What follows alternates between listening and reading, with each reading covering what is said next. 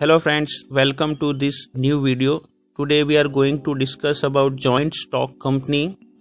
In this video we will see its meaning, its features, merits, demerits and different types of companies. So let's start this topic. The company form of business is removing all the shortcomings of partnership business. Here we can start our business on a very large scale. A company is an voluntary association of persons formed for carrying out business activities and has a legal independent status from its members. A company is an artificial person having separate legal entity, perpetual succession and common seal. According to Companies Act 2013, company means a company incorporated under this act or any previous company law. The shareholders are the owners of the company and board of directors are the chief managing body which is elected by shareholders. Here the owners exercise indirect control over business. The capital of the company is divided into small parts called shares and it is freely transferable to another person but not in case of private company. Now let's see features of joint stock company. First is a artificial person, second separate legal entity, next is a formation, then perpetual succession, then control, then liability, common seal and risk bearing. Let's see all these points one by one. First is a company is an artificial person. It means company can behave like a natural man. So a company can own property, company can borrow money, company can enter into contracts, company can sue and be sued by others, means company can file court case against others and even others also file a court case against company.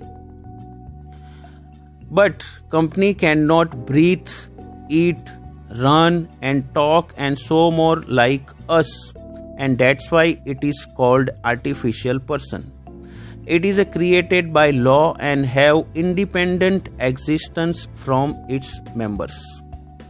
Second is a separate legal entity. From the day of its incorporation, a company acquires a separate legal identity from its members. Its assets and liabilities are separate from its owners. Next is a formation. Incorporation of a company is compulsory under Companies Act 2013. The formation process of a company is time consuming, expensive and complicated. It requires preparation of several documents and comply with several legal requirements before it can start functioning. Next is perpetual succession. It means its existence is not affected by change in its members. A company is created by law and only law can end it. Its existence will end only when the process of closing it, called winding up, is completed. Next is control. The board of directors are managing the company activities and they are directly accountable to the shareholders for working of the company. The board of directors appoints top management officials for the running the business, but the shareholders who are the real owners of the company, they are not allowed to involve in day-to-day activities of business. Next is liabilities. All shareholders' liabilities are limited in the company, which is up to their capital contribution in the company. The creditors can be paid only from the assets of the company, not assets of the shareholders. The shareholders of the company are asked to contribute the loss only to the extent of unpaid amount of shares held by them. Suppose Gopal has purchased one share of a company and its price is rupees 10 and he has already paid rupees 7. So here at the time of loss or failure of the company, the Gopal has to pay only rupees 10 which is remaining. Beyond this, he is not liable to pay anything towards the debts or loss of the company. I hope you understand this. Next is common seal. A company may or may not have common seal. As it is an artificial person, so it cannot sign. Therefore, common seal is used for its signature. It is affixed on all the documents of the company. If company does not have a common seal, authorized person will sign who is authorized by board of directors. Last one is risk bearing. The risk of loss in the company is borne by all shareholders. The risk of loss is spread over the large number of shareholders, so it will not become a heavy burden on them. Now let's see merits of joint stock company. First is a limited liability of members. Second, easy transfer of interest. Next is a perpetual existence. Next is a scope of expansion is better. And last one is professional management is possible. Let's see first limited liability. The shareholders' liability in the company is limited and it is up to capital contributed by them in the company. But the shareholders are liable to pay the amount unpaid on shares held by them. Only assets of the company can be used to pay debts. Owner's personal property is totally free from any charge, and it reduces the degree of risk borne by the investors. Next is transfer of interest.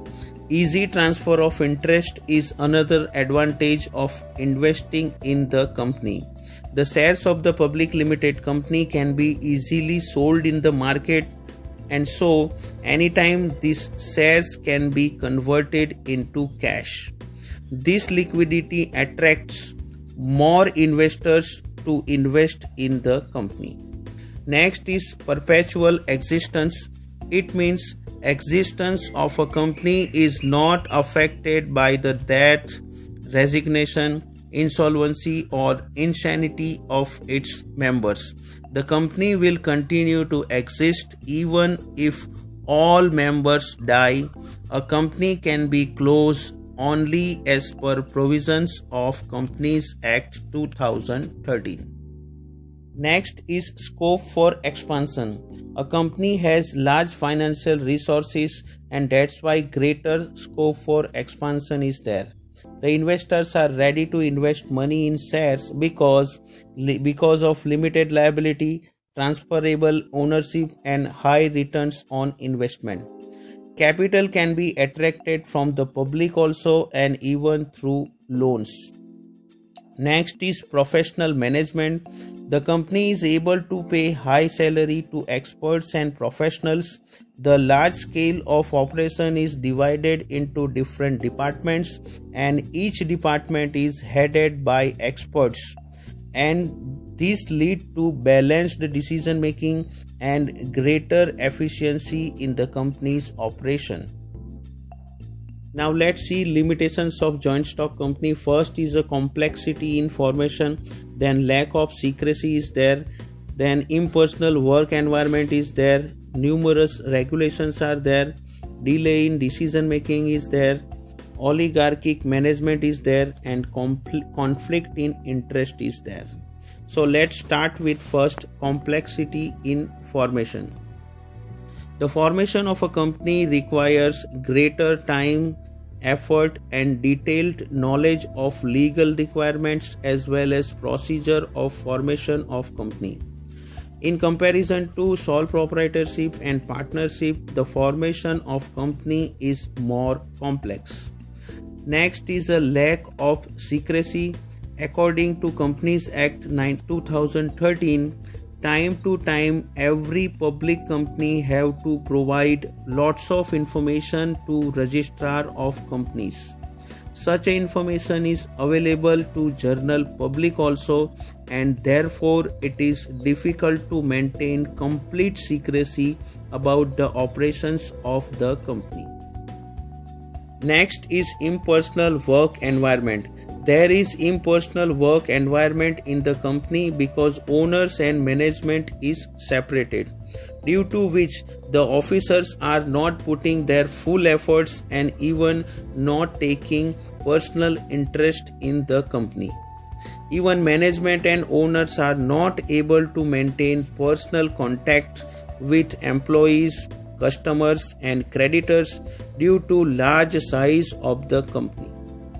Next is numerous regulations. A company has to follow lots of legal provisions and restrictions like audit of accounts, voting, filing reports, preparation of various documents. Even company required to obtain various certificates from Registrar of the Company and SEBI. Due to this, freedom of operations of a company is reduced, and even it takes lots of time, efforts and money.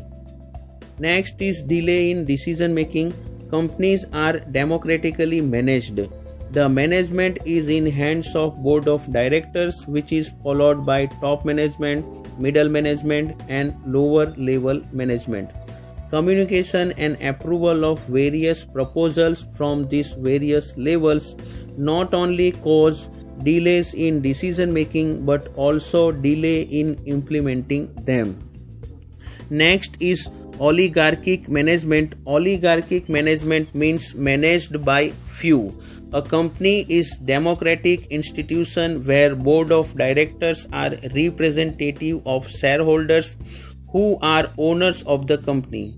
But in reality, owners have very less influence on controlling and running of business because large number of shareholders who are spread all over the country and very few attend the general meeting.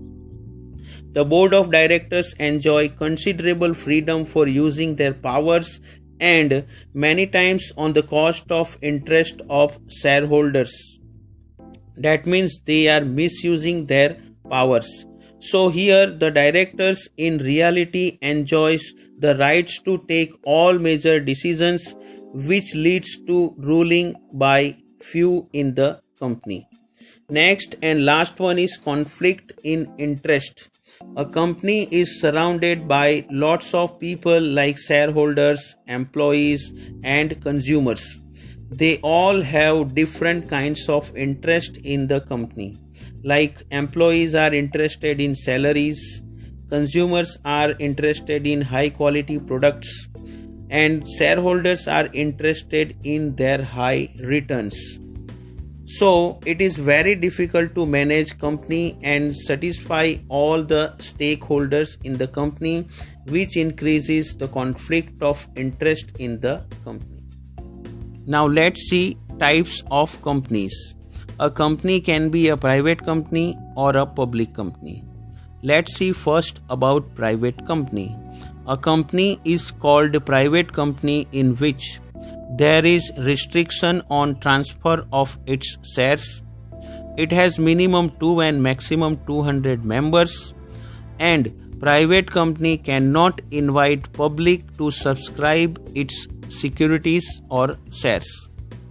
And it is necessary for a private company to use the word private limited after its name, like Aarti Industries Private Limited. Next is public company. It means a company which is not a private company is called public company, in which minimum 7 members are required and no limit for maximum members. And there is no restriction on transfer of securities. It can be easily transferred to others. Next is a public company can invite public to subscribe their shares by issuing of prospectus. But remember, A private company which is a subsidiary company of a public company is also treated as public company. Now let's see some of the privileges enjoyed by private limited company over public limited companies. First is in private limited company, it is formed by only 2 persons, but in the case of public limited company, you required 7 members. Next is there is no need to issue prospectus in the case of private company because they are not inviting public to subscribe their shares. Next is a private company can allot shares without receiving minimum subscription also. Next is a private company can start their business after receiving the certificate of incorporation, but public limited company cannot start. Next is a private company minimum 2 directors are required. In public company minimum 3 directors are required, but in both the cases maximum number of directors are 15 only. Next is in private company, it is not required to keep index of members, which is necessary in the case of public limited companies. Now let's compare public company with private company. On the basis of members, public company required minimum 7 members and maximum no limit is there. In case of private company, minimum 2 members are required and maximum limit is 200 members. In the case of minimum number of directors, public company required 3 directors and private company required 2 directors.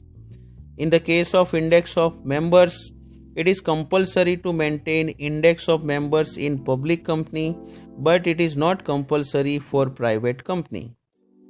In the case of transfer of shares, yes, there is no restriction in public company on transfer of shares, but in case of private company, there is a restriction on transfer of shares. Last one is invitation to public to subscribe its shares. Yes, public company can invite public to subscribe its shares or debentures, but in private company, a private company cannot invite the public to subscribe its securities or shares.